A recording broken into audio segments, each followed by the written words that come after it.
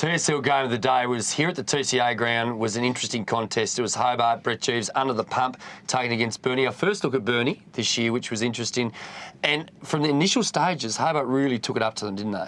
Well, it's been a tough week for Hobart, hasn't it? The last couple of weeks there's been talk of mergers. Are they going to be in the competition? But they came out well in those first two quarters. Up until half-time, they were excellent.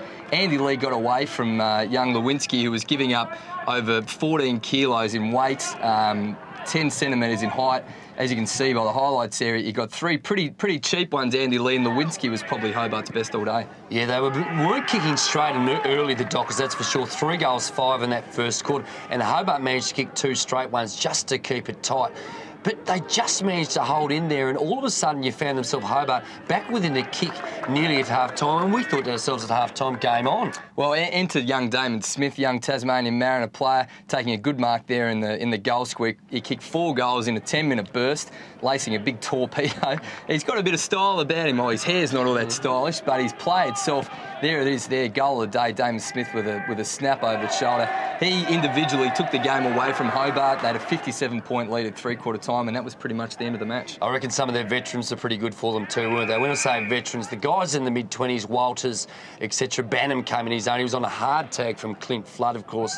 Ryan Sullivan, another player that kicked a good goal. He was just down a bit, and you felt that, as you see, Banham here kicked a wonderful goal, kicked a couple of goals in a couple of minutes, but their work rate really lifted in that third quarter, and Burnie, 10 goals, just took it up and took the game apart from Hobart on that occasion. Well, it was probably set up by the midfield, wasn't it? We saw Todd Willing in the first quarter with Sam Reeves. We're instrumental in keeping Hobart in the contest, and then Jason Laycock came into his own, gave good feed down to his midfielders for the last half, and Burnie really ran away with it. Match statistic. There were very low stats, as we mentioned just before the call. Just a tick over 200 possessions for Hobart, and even Burnie themselves about 204. The inside 50s in the end were really relevant, were they? 50 to Burnie Dockers, 34. They just got enough ball winning to cause a lot of trouble with their tall timber and their mid-sized players, which are really good. Jeevesy, the goal kickers were a big spread from Burnie, weren't they? Well, Damon Smith with 5, Andy Lee with 3 in the first quarter, which probably doesn't do young Lewinsky any justice. I thought he had his measure in the first half.